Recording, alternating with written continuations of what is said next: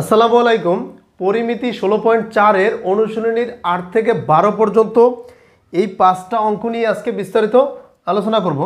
এইখানে প্রথমে 8 নম্বর দেখো দেওয়া আছে একটি আয়তাকার ঘনবস্তু দৈর্ঘ্য প্রস্থ উচ্চতা দেওয়া আছে, তিনটা জিনিস দেওয়া আছে। তাহলে দৈর্ঘ্যটাকে আমরা এ ধরলাম, প্রস্থটাকে বি, উচ্চতাকে যদি আমরা সি ধরি, তাহলে দৈর্ঘ্য প্রস্থ উচ্চতা একটা 16, 12, 4.5, 16, 12 এই যে 4.5 দেওয়া আছে, এটা আয়তাকার ঘনবস্তুর। এর পৃষ্ঠতলের ক্ষেত্রফল, কর্ণের দৈর্ঘ্য ও আয়তন নির্ণয় করো। একদম শুধু সূত্র দিয়ে, আর কিছু না। এখানে আমরা যে সূত্রগুলো শিখছি আগের পর্বে, সেই সূত্র দিয়ে কিভাবে পৃষ্ঠতলের ক্ষেত্রফল মানে সমগ্র তলের ক্ষেত্রফল। দেখো, সমগ্র তলের ক্ষেত্রফল নির্ণয়ের যে আমরা সূত্র শিখছিলাম সেটা কি ছিল? সেটা ছিল 2 into AB plus BC plus CA. এটা ছিল আমাদের সমগ্র তলের ক্ষেত্রফল নির্ণয়ের সূত্র। এখন তুমি এইখানে এর মান বসাই দাও, বির মান প্লাস বির মান সির মান, সির মান এর মান বসাই দাও। তাহলে এবি গুণ করে, বিসি গুণ করে, সিএ গুণ করে, আলাদাভাবে তিনটা যোগ করো, যোগ করে 2 দ্বারা গুণ দাও, বের হয়ে যাবে। ক্লিয়ার? এরপর আমাদের বলছে কর্ণ। দেখো, তা কর্ণ নির্ণয়ের সূত্র আমরা শিখছি √a² plus b² plus c²। একটা আয়তাকার ঘনবস্তুর, তা এর মান বসাই দাও, স্কোয়ার দাও, বির মান বসাই দাও, স্কোয়ার দাও, সির মান বসাই দাও, স্কোয়ার দাও, দিয়ে তিনটা যোগ করে রুট করে দাও, বের হয়ে যাবে। এরপরে আয়তন বলছে। দেখো, আয়তনটা কি হবে? আয়তন হচ্ছে এ বি সি, মানে এই তিনটা পাশাপাশি গুণ করে দাও, এর সাথে বি গুণ, সেই গুণফলকে আবার সি দ্বারা গুণ দাও, তাহলে কিন্তু আয়তন বের হয়ে যাবে। তাহলে 8 নাম্বার কিন্তু সহজে করা যায়, রাইট? 9 নাম্বারটা দেখো। তাহলে 8 নাম্বার তেমন কিছু না, শুধু সূত্রের মাধ্যমে বসাই দেবা মানগুলো, এগুলো তোমরা পারবা। 9 নাম্বার দেখো, বলছে একটি আয়তাকার ঘনবস্তুর দৈর্ঘ্য প্রস্থ উচ্চতা অনুপাত দেওয়া আছে 21, 16, 12। তাহলে আয়তাকার ঘনবস্তুর যেহেতু অনুপাত দেওয়া আছে, আমরা ধরে নিতে পারি, ধরি দৈর্ঘ্য। তাহলে দৈর্ঘ্যটাকে কি ধরে নিতে পারি? 21x, একটা নাম্বার আমাদের কিন্তু দেওয়া আছে, অনুপাত দেওয়া আছে কত? 21, 16, 12, এই অনুপাতটা দেওয়া আছে আয়তাকার ঘনবস্তুর। আমরা ধরে নিলাম দৈর্ঘ্য 21x, তারপরে প্রস্থ 16x, উচ্চতা 12x। ক্লিয়ার? এরপর বলছে কর্ণের দৈর্ঘ্য 87, কর্ণের দৈর্ঘ্য কত আছে? 87 দেওয়া আছে। বস্তুটির তলের ক্ষেত্রফল নির্ণয় করো, মানে সমগ্র তলের ক্ষেত্রফল। এখন সমগ্র তলের ক্ষেত্রফল নির্ণয় করতে হলে তোমাদের দৈর্ঘ্য লাগবে, প্রস্থ লাগবে, উচ্চতা লাগবে, মানে এবিসির মান লাগবে। এইখানে দৈর্ঘ্য এ, আমরা এটাকে দৈর্ঘ্যটাকে এ ধরতে পারি, প্রস্থটাকে বি, উচ্চতাটাকে সি দিতে পারি, কিন্তু এগুলো তো মান নাই, এটা 21x, এটা তো অনুপাত। তো এখন যেহেতু কর্ণের দৈর্ঘ্য দেওয়া আছে 87, তা তুমি কর্ণের সূত্র কী পড়ছো বলো তো? কর্ণের সূত্র পড়ছো √a² plus b² plus c²। এটা হচ্ছে কর্ণের সূত্র। এইটার সমান তুমি 87 লিখতে পারো না? অবশ্যই লিখতে পারো। তাহলে এর মান যা আছে বসাই দাও। এর মান কত? 21x। 21x এই যে হোল স্কোয়ার হবে 16x, হোল স্কোয়ার হবে 12x, হোল স্কোয়ার হবে, আর এই রুটটা ওই পাশে চলে গেলে স্কোয়ার হয়ে যাবে। 87-এর স্কোয়ার দিয়ে দিলাম। এখন তুমি 21-এর স্কোয়ার দাও, দেখো কত আসে। 21-এর স্কোয়ার দিলে আসবে 441, তো 441x² প্লাস 16-এর স্কোয়ার দিলে 256 x², 12 দিলে 144 x², আর 87-এর স্কোয়ার করে দেবা। তো 87-এর স্কোয়ার করলে 7569। এরপর কী করবে? এই তিনটা যোগ করে দাও, তাহলে 441 প্লাস 256 প্লাস 144 যোগ করলে 841। তাহলে কত হবে? আমরা এখানে করি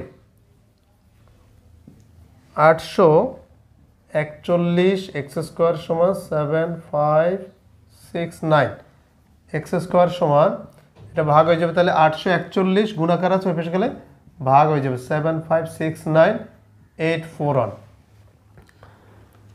তাহলে 7569 ভাগ দিয়ে দিলাম অ্যান্সার 9 বের হলো। তাহলে এক্স স্কোয়ার সমান 9, অতএব এক্স সমান কত 3। এক্সের এখানে রুট করলে যদিও প্লাস মাইনাস আসে, কিন্তু এক্সের মান মাইনাস হতে পারে না, কারণ এক্সের মান তুমি যদি মাইনাস বসাই দাও তাহলে তো দৈর্ঘ্য মাইনাস, দৈর্ঘ্য প্রস্থ উচ্চতা এগুলো দৈর্ঘ্য কখনো মাইনাস হতে পারে না। ঠিক আছে, পরিমাপ এই যে আমরা মাপি না দৈর্ঘ্য, আমরা কখনো বলি যে দৈর্ঘ্য -5 মিটার, -3 মিটার, এগুলো বলেন। তাহলে এক্সের মান কত বেরোছে, এক্সের মান 3 বেরোছে। ক্লিয়ার? তো এখানে তুমি বসাই দাও, অনুপাতের ওই জায়গাগুলোই বসাই দাও, বের হয়ে যাবে।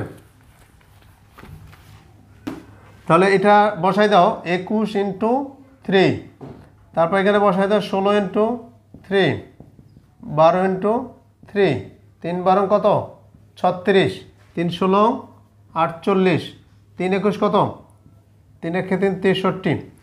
দেখো তাহলে এটার দৈর্ঘ্য এ বি সি, দৈর্ঘ্য প্রস্থ উচ্চতা বের হয়ে গেছে। তাহলে আয়তকার ঘনবস্তুর তলের ক্ষেত্রফল মানে সমগ্র তলের ক্ষেত্রফল 2 × AB + BC + CA।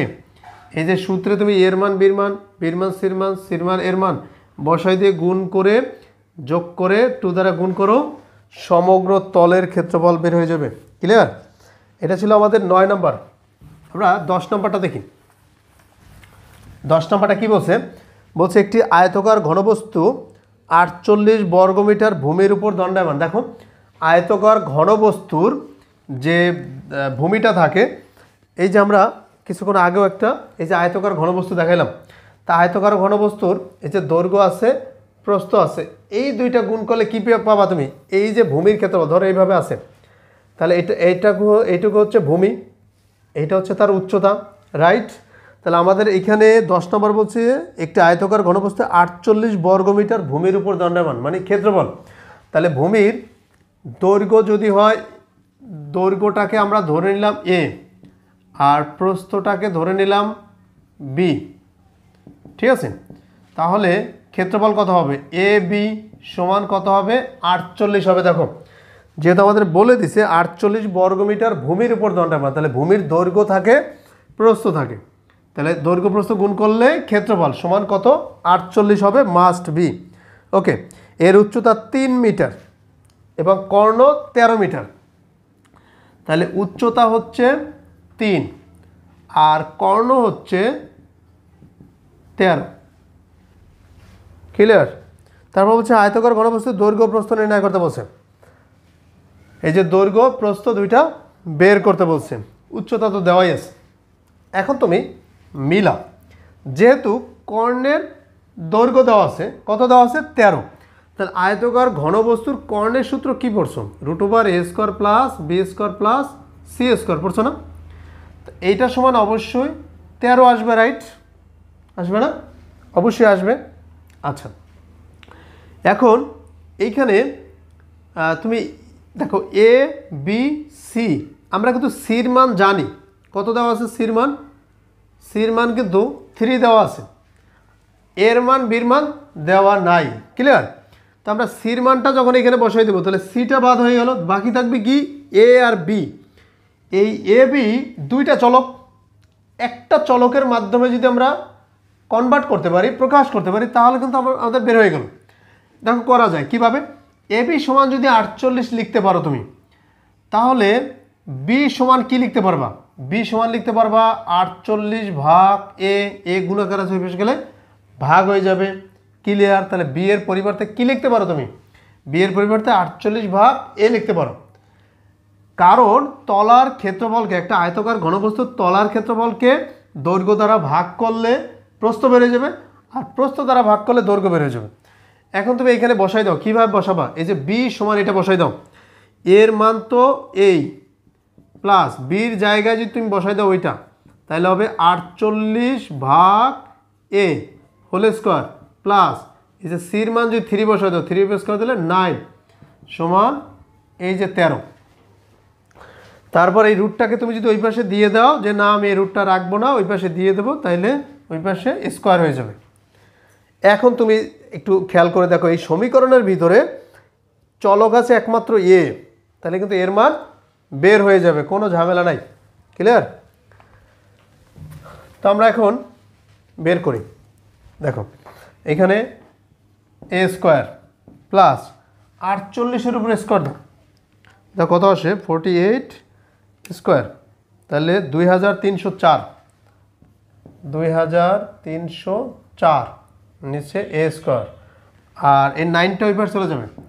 13 স্কোয়ার করলে 169 মাইনাস হয়ে যাবে 9, এটাকে লসাগু করো এ স্কোয়ার, তাহলে এটা টু দি পাওয়ার 4 প্লাস 2304। ঠিক আছে, দেখো তো এটা হয় কিনা, অবশ্যই হয়। এই এ স্কোয়ার লসাগু, তাহলে এটা যেহেতু পূর্ণ সংখ্যা গুণ করে দেবো, এটা two the power 4, A square দ্বারা স্কোয়ারে ভাগ করলে হবে 1, অন দ্বারা এটা গুণ করলে এটাই হবে, আর এটা 160, কারণ 9 মাইনাস হয়ে যাবে। এবার আর গুণ করে দাও, আর গুণ করলে এটা two the power 4 plus 2304 equal 160 A square. এবার এটা এই পাশে নিয়ে আসো, তাহলে নিয়ে আসলে কি হবে, দেখো A to the power 4 minus 160 A square plus 2304 equal 0। দেখো তো এটাকে আমরা মিডল টার্ম করতে হবে, তা মিডল টার্ম করতে হলে এটার দুইটা পার্ট করা লাগবে। দেখো 160 আছে, এটাকে দুইটা পার্ট করব যাতে গুণ করলে 2304 হয়। এখন এই যে দেখো 160 দুইটা পার্ট কীভাবে করতে পারো, ধরো তুমি দুইটা পার্ট 60 আর 100 করতে পারো, তা 60 আর 100 গুণ করলে কত হবে বলো তো, 60 আর 100 গুণ করলে কিন্তু আমাদের হবে 6000। এই দেখো 60 গুণ 100 গুণ করলে 6000, আবার 60 আর 100 মিলে কত হবে 160 হয়ে যাবে, ক্লিয়ার? তো এটা কিন্তু বেশি হয়ে গেছে, এখানে আছে কিন্তু 2304, তাহলে আমাদের এটার সাথে অনেক কম লাগবে। তাহলে 100 এবং 60 গুণ করে দেখলাম 6000 বেরোলো, তাহলে তুমি এই 160কে দুইটা পার্ট করলাম, কি কি দেখো 160কে দুইটা পার্ট, সেটা হচ্ছে 100 যোগ 60, তাহলে এটা যেহেতু বেশি হয়ে গেছে কমাইতে হবে আমাদের, কত হয় 6000, কমাইতে হলে এটা ডিফারেন্সটা আরও বাড়াইতে হবে। ডিফারেন্স বলতে এই যে 100 আছে না, এই যে 60, এখন তুমি যদি এখানে এইটা লেখো যে 80 যোগ 80, কারণ ডিফারেন্স কত, ডিফারেন্স 0, মানে একটা থেকে একটা কম বেশি 0, আর এখানে কিন্তু ডিফারেন্স আছে 40, তাই তোমার এদিক গেলে হবে না, কারণ এদিক দিলে আরও বাড়বে। এই জন্য তুমি করতে পারো কি, যেমন 120 গুণ মানে 120 আর দুইটা ভাগে করলে 40, তাও 4 ভাঙা 48, 4800 এরকমের আসবে। যাই হোক, তো এটার দুইটা পার্ট করলে করতে করতে দেখবা এরকমের আসে, এটা তোমার 4 মাইনাস 144 এ স্কোয়ার মাইনাস 16 এ স্কোয়ার, 144 আর এই যে 16 দুইটা গুণ করে দাও 2304 চলে আসবে। ঠিক আছে, এটা করতে করতে দেখবা যেটা মিলবে, মিডলটা মোটামুটি তোমরা পারো। এখন এই দুইটার ভিতর থেকে কি কমন যায়, দুইটার ভিতর থেকে এ স্কোয়ার কমন যায়, থাকবে কি এ স্কোয়ার মাইনাস 144, এই দুইটার ভিতর থেকে প্রথম মাইনাস আছে, মাইনাস কমন যাবে, কত কমন যাবে 16, থাকবে কি এ স্কোয়ার মাইনাস আর প্লাস মাইনাস 144 ইকুয়াল 0। তো এখানে আসবে এ স্কোয়ার মাইনাস 144, আরটা আসবে এ স্কোয়ার মাইনাস 16 ইকুয়াল 0। তো হয় এটা সমান 0, এ স্কোয়ার মাইনাস 144 সমান 0, আমরা লিখতে পারি হয়, তাহলে এ স্কোয়ার সমান আসবে কত 144, এ সমান 12, তাহলে এই একটা রেজাল্ট এ সমান 12, অথবা এ স্কোয়ার মাইনাস 16 সমান 0, এ স্কোয়ার সমান 16, অতএব এ সমান কত 4। দেখো এর মান 16 হতে পারে, 4ও হতে পারে, দুইটা মান হতে পারে। এখন কোনটা হবে, দেখো এটা কেন হবে আমি বলি। তুমি ওইখানে কিন্তু লিখছিলা যে তলার ক্ষেত্রফল এ বি সমান 48, ক্লিয়ার? এখন এর মান যদি তুমি 12 বসাই দাও, তাহলে এই যে এর মান 12 বসাইলে বি সমান আসবে 48 ভাগ তো এ, তখন 48 ভাগ যদি 12 দাও তাহলে আসবে 4, 4 বারং 48, তাহলে বির মান কত বেরোবে 4। আর এর মান তুমি যদি এখানে 4 বসাও, তাহলে এটা হচ্ছে এর মান যখন 12, তা এ সমান 4 হলে যে বি সমান কি লিখবা 48 ভাগ 4 সমান 12, তাহলে এর মান 4 হলে বির মান 12, আর এর মান যদি 12 হয় তাহলে বির মান 4, কিন্তু দৈর্ঘ্যের বেলায় কিন্তু বড়, প্রস্থের চাইতে কি দৈর্ঘ্য বড় থাকে। এই জন্য আমরা এর মান 4 না বলে এর মান কোনটা বলতে পারবো, এই 12 বলতে পারবো। এই জন্য হয়ে যাবে এর মান 12 আর প্রস্থ হয়ে যাবে 4। কারণ ওই দুইটা গুণ আকারে তো, এ বি গুণ আকারে তো, তাহলে এর মান 12 হইতে পারে। এর মান যদি 12 হয় তাহলে বির মান 4, আর এর মান 4 হলে বির মান 12, গুণ আকারে 48 হয়ে যাবে। কিন্তু দৈর্ঘ্য সবসময় বড় থাকে, প্রস্থ ছোট থাকে। এই জন্য আমরা প্রস্থটাকে ধরে নেব 4 আর দৈর্ঘ্যটাকে ধরে নেব 12। এরপর আমাদের এখানে 10 নম্বর বলছে আয়তকার ঘনবস্তু দৈর্ঘ্য প্রস্থ নির্ণয় করো। এই যে বের হয়ে গেল। 11 নম্বরটা দেখো, 11 নম্বর হচ্ছে একটি আয়তকার কাঠের বাক্সের বাইরের মাপ যথাক্রমে 8 সেন্টিমিটার, 6 সেন্টিমিটার, 4 সেন্টিমিটার। এর ভিতরে সমগ্র সম্পূর্ণ পৃষ্ঠের ক্ষেত্রফল 88 বর্গ সেন্টিমিটার। বাক্সটি কাঠের পুরুত্ব নির্ণয় করো। এটা এক্সাম্পলে একটা অঙ্ক দেওয়া আছে ওইটার মতো, তবে আমরা এক্সাম্পলের অঙ্কটা এখনও সলভ করাইনি। এক্সাম্পলে একটা উদাহরণের অঙ্ক আছে ওইটার মতো। দেখো একটা কাঠের বাক্স। এখন তুমি যদি কাঠের একটা বাক্স তৈরি করতে চাও, সেখানে কিন্তু কিছু বিষয় চিন্তা করতে হবে। দেখো এই একটা বই আছে, এই একটা কাঠ। এখন এইখানে আমি একটা এই কাঠ দিলাম, দেখো এখানে একটা কাঠ দিলাম, তারপর এখানে একটা কাঠ দিলাম। তা তুমি বাইরে থেকে যদি মাপো, এটার দৈর্ঘ্য হবে এখান থেকে এই পর্যন্ত, দৈর্ঘ্য হচ্ছে এ, ধরো আমরা দৈর্ঘ্যটা ধরে নিলাম।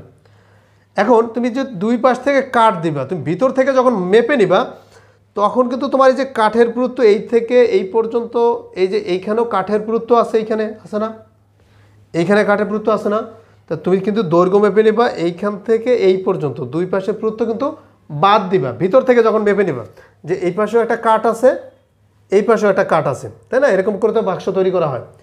আবার প্রস্থের ক্ষেত্রে তোমার এই পাশেও একটা কাঠ আছে, এই পাশেও একটা কাঠ আছে। তাহলে পুরুত্ব যদি এক্স হয়, পুরুত্বটা কি যদি এক্স হয়, তাহলে তুমি কি বলবা, দৈর্ঘ্য বাইরের যে মাপটা থাকবে সেখান থেকে 2x মাইনাস হয়ে যাবে, তখন ভিতরের মাপটা বের হয়ে যাবে। ক্লিয়ার? তাহলে তুমি অবশ্যই কিন্তু বাইরের মাপ থেকে পুরুত্ব দুইবার মাইনাস করে দিতে হবে। তো আমাদের এইখানে 11 নম্বর দেওয়া আছে, এটি আয়তকার কাঠের বাক্সের বাইরের মাপ যথাক্রমে 8। এই যে 8 কি বাইরের মাপ, তাহলে ভিতরের মাপটা কত হবে? তাহলে ভিতরের মাপটা আমরা যদি দৈর্ঘ্যটাকে এ ধরি, ভিতরের দৈর্ঘ্যটাকে, তাহলে এই যে 8 মাইনাস হয়ে যাবে 2x। প্রস্থের ক্ষেত্রে সেম, এখানে প্রস্থ বলছে 6, তাহলে 6 মাইনাস 2x, এরপর সি 4 মাইনাস 2x। এগুলো কিন্তু ভিতরের মাপ হবে, ঠিক আছে? ভিতরের দৈর্ঘ্য, ভিতরের প্রস্থ, ভিতরের উচ্চতা। এবার আমাদের বলছে যে এর ভিতরের সম্পূর্ণ পৃষ্ঠের ক্ষেত্রফল। দেখো তাহলে ভিতরের দৈর্ঘ্য, ভিতরের প্রস্থ, ভিতরের উচ্চতা, তাহলে সম্পূর্ণ পৃষ্ঠের ক্ষেত্রফল কি 2 into A B plus BC plus CA সমান কত দেওয়া আছে? 88 ইকুয়াল 88 দিয়ে দেবো। ক্লিয়ার? বাক্সটির কাঠের পুরুত্ব আমরা কত ধরছি? এক্স ধরে নিছি। আশা করি বুঝতে পারছো। তাহলে ভিতরের মাপ এই যে 8 মাইনাস 2x, কারণ 8 হচ্ছে বাহিরের মাপ, তা ভিতরে মাপ দিলে এক্সটা দুইবার বাদ যাবে। এবার এটাকে ক্যালকুলেশন করো, বের হয়ে যাবে। কীভাবে? এই 2 গুণ আকার আছে, ফেরতে গেলে ভাগ হয়ে যাবে 88 বর্গ সেন্টিমিটার। আচ্ছা, তো এখানে এর মান বসাই দাও। এর মান কত? 8 মাইনাস 2x, তারপরে বি গুণ হয়ে যাবে 6 মাইনাস 2x, মাঝখানে যে প্লাস, এবার বির মান 6 মাইনাস 2x, সির মান হচ্ছে 4 মাইনাস 2x, এরপর প্লাস, আবার সি 4 মাইনাস 2x, আবার গুণ হয়ে যাবে এর মান 8 মাইনাস 2x ইকুয়াল কত হয়ে যাবে? এই যে 2 গুণাকার আছে বেশ গেলে ভাগ হয়ে যাবে 88, তাহলে 44 হয়ে যাবে। এই যে 44। ক্লিয়ার? এবার এটাকে ক্যালকুলেশন করে তুমি এক্সের মানটা বের করে ফেলো। কীভাবে ক্যালকুলেশন করবা? ফার্স্টে তোমাকে এগুলো সব গুণ করতে হবে। এই 8 দ্বারা এটার গুণ করবা, 8 দ্বারা এটার গুণ করবা, 2x দ্বারা এটার গুণ করবা, এটার গুণ করবা, করে এইভাবে লিখবা। যেমন 8 দ্বারা যদি 6 এর গুণ করে 6টা 48 মাইনাস 8 দ্বিগুণে 16x, এই যে 8 দ্বারা আমরা এটার গুণ করলাম, মাইনাস 2x দ্বারা এটা গুণ করো, তো মাইনাস 6 দ্বিগুণে 12x, মাইনাস যে প্লাস 2 দ্বিগুণে 4x স্কোয়ার। আমরা এতটুকু করে এত বড় পাইলাম। এরপর আবার এই দুইটা, এই দুটো 6 দ্বারা গুণ করো, 4 6 24, এই যে 24 প্লাস, আবার 6 দ্বারা minus 2x, minus 12x। Clear? এরপর আবার কি করবা, তারপর -2x দ্বারা এটা গুণ করো, তাহলে আসবে -4 দিয়ে গুণে 8x প্লাস 4x²। ক্লিয়ার? এরপর আবার এই দুইটা কাজ করো, 4 দ্বারা 4 এটা 32, 4 দ্বারা এটা দিলে -4 দিয়ে গুণে 8x, -2x দ্বারা দিলে তাও কিন্তু আমাদের -8 দিয়ে গুণে 16x, এরপরে এটা প্লাস 4x² ইকুয়াল 44। এটা কিন্তু আমাদের বিশাল একটা লাইন, তাই না? এখন এগুলোকে হিসাব করো, হিসাব করলে বের হয়ে যাবে। হিসাবটা কি, তোমার সংখ্যায় সংখ্যায় যোগ করবে। দেখো স্কোয়ারটা করি আগে আমরা, 4x², 4x², 4x², তা 3 4 12, তাহলে আমাদের একটা আসবে 12x²। এরপর এক্সেরগুলো দেখি আমরা, -16x -12x। দেখো তাহলে আমরা 16 প্লাস 12 প্লাস মাইনাসেরগুলো কিন্তু দেখো, আর সবগুলো কিন্তু মাইনাস এক্সের ভ্যালু। আবার এই আছে 12, তাহলে প্লাস করে দেবো 12, তারপরে এই আছে -8x, তো 8, মানে সবগুলো প্লাস করে দেবো, জাস্ট প্লাস 8। তারপর এখানে আছে 8 আর 16, তার প্লাস 8 প্লাস 16, তো টোটাল কিন্তু আমাদের 72 চলে আসে, -72x। ক্লিয়ার? এরপর আমরা কি দেখব, সংখ্যার দিক দিয়ে কত আসে। সংখ্যার ক্ষেত্রে দেখো এই আছে 48 প্লাস, এরপর সংখ্যা এই আছে 24 প্লাস, এরপর সংখ্যার ক্ষেত্রে এই আছে 32, টোটাল 104 প্লাস 104, আর ওই পাশে আছে 44। তাহলে 12x² -72x, তাহলে এই আছে প্লাসের 104 -44 ইকুয়াল 0, কারণ 44 এই ফের চলে আসলে মাইনাস হয়ে যাবে। এবার দেখো 12x² -72x প্লাস 44 মাইনাস করে দাও, কত থাকবে 60 ইকুয়াল 0। 12 দ্বারা ভাগ করে দাও, 12 দ্বারা এটা ভাগ করলে আসবে x², 12 দ্বারা ভাগ করলে 6 12 72, 6x, 12 দ্বারা ভাগ করলে প্লাস 5। ক্লিয়ার? আমরা সবগুলোকে 12 দ্বারা ভাগ করে দিলাম, ইকুয়াল 0। মিডল টার্ম করে দাও, x² -5x - x plus 5 equal 0। x common যাবে, x - 5 -1 কমন যাবে, x - 5 ইকুয়াল 0। তো এখানে হবে x - 5 আর এটা হবে x - 1 ইকুয়াল 0। দেখো হয় x - 5 ইকুয়াল 0 লিখলে x এর মান আসবে 5, অথবা x - 1 ইকুয়াল 0 লিখলে x এর মান আসবে 1। x এর মান কয়টা পাবা? 1 পাবা, 5 পাবা। এইখানে যেহেতু আমাদের উচ্চতার কথা বলছে 4, দেখো সর্বনিম্ন যে উচ্চতাটা সেটা হচ্ছে 4, তাহলে পুরুত্ব তো যে কাঠের পুরুত্ব তো 5 হইতে পারে না। কেন হতে পারে না? কারণ আমরা c ছিল কিন্তু 4 - 2x, এটা ছিল না। এখন তুমি x এর মান যদি 5 বসাই দাও, তাহলে c এর মান কত বেরোবে? 4 - 2 × 5, 5 দুগুণে 10, তার মানে -6। তাহলে c এর মান, উচ্চতা কখনো মাইনাস হতে পারে না, এই জন্য আমরা বলবো কাঠের পুরুত্ব হচ্ছে 1। এটা ছিল আমাদের 11 নম্বর। এবার 12 নম্বর একটা অঙ্ক আছে, দেখো 12 নম্বরটা একটা মোস্ট ইম্পর্টেন্ট অঙ্ক, একটু বোঝার বিষয়। 12 নম্বর এটা একটা দেয়ালের বিষয়। দেখো এইখানে 12 নম্বর দেওয়া আছে, একটি দেয়ালের দৈর্ঘ্য 25 মিটার, উচ্চতা 6 মিটার, প্রস্থ 30 সেন্টিমিটার। একটি ইটের দৈর্ঘ্য এত সেন্টিমিটার, প্রস্থ এত সেন্টিমিটার, উচ্চতা এত সেন্টিমিটার। দেয়ালটি ইট দিয়ে তৈরি করতে প্রয়োজনীয় ইটের সংখ্যা নির্ণয় করো। এখানে আমাদের আয়তনের বিষয় আসবে, যে আয়তনটা কীরকমের। ধরো আমরা একটা দেয়াল নিলাম, ধরো এই একটা দেয়াল, এটার দৈর্ঘ্য আছে, তারপর উচ্চতা আছে, পুরুত্ব আছে, তিনটা জিনিস। দেখো দেয়াল তো এরকম থাকে, তাই না? তাহলে দেয়ালটা কীভাবে মাপো? দৈর্ঘ্য, উচ্চতা আর হচ্ছে পুরুত্ব। তাহলে দেয়ালটাই একটা আয়তকার ঘনবস্তু। তো এইখানে একটা দেয়ালের দৈর্ঘ্য দেওয়া আছে, এটা মিটারে দেওয়া আছে, থাকুক মিটারে দেওয়া আছে। দেখো 25 মিটার দেয়ালটার দৈর্ঘ্য, 25 মিটার, প্রস্থ 6 মিটার, আর এটা হচ্ছে পুরুত্ব। তাহলে পুরুত্ব হচ্ছে 30 সেন্টিমিটার, মানে c। 30কে আমরা যদি 100 দ্বারা ভাগ করি তাহলে 0.3 মিটার আসবে, আমরা মিটার নিলাম। তাহলে এই দেয়ালটার আয়তন কত আসবে? দেয়ালটার আয়তন হচ্ছে ABC, 3টা গুণ করে দাও। তাহলে 25 গুণ 6 ইন্টু 0.3, এই 3টা গুণ করে দাও। দেখো এই 3টা যদি আমরা গুণ করে দেই, যে 25 ইন্টু 6 ইন্টু 0.3, তাহলে আমাদের 45 আসে। এই যে 45, তাহলে দেয়ালটার টোটাল আয়তন হচ্ছে 45। এই 45কে আমরা ভাগ করে দিব একটা ইটের আয়তন দ্বারা। কেন একটা ইটের আয়তন দ্বারা? কারণ একটা ইট কতটুকু জায়গা দখল করে নেয়। তা টোটাল জায়গা হচ্ছে, ওয়ালটার টোটাল জায়গা হচ্ছে 45, রাইট? একটা ইটে কতটুকু জায়গা দখল করে নেয়? তাহলে ইটের দৈর্ঘ্য দেওয়া আছে 10 সেন্টিমিটার, এটাকে যদি তুমি মিটারে নাও তাহলে 0.1 আসবে। তারপর প্রস্থ দেওয়া আছে 5 সেন্টিমিটার, এটা 5কে যদি 100 দ্বারা ভাগ করো তাহলে 0.05, এটা করতে পারো। তারপরে উচ্চতা দেওয়া আছে 3 সেন্টিমিটার, 0.03, এই 3টা গুণ করে দাও। এই 3টা যখন গুণ করে দিবা একটা ইটের আয়তন বের হয়ে যাবে 0.05 ইন্টু 0.03। তাহলে একটা ইটের আয়তন হচ্ছে তোমার এইখানে 0.15, এটা মুখে মুখে করা যায়। দেখো তুমি দশমিক বাদ দিয়ে দাও, 5 1 5, 3 5 15, লিখলা 15। দশমিকের পরে কয়টা ঘর আছে দেখো, একটা, এখানে দুইটা, 3টা, আর এই দুইটা, 5টা। তা তুমি 15 লিখলা প্রথমে, তারপর 5টা ঘর রেখে, যেমন এই যে 1 2 3 4, এই যে 5, এটা আসবে।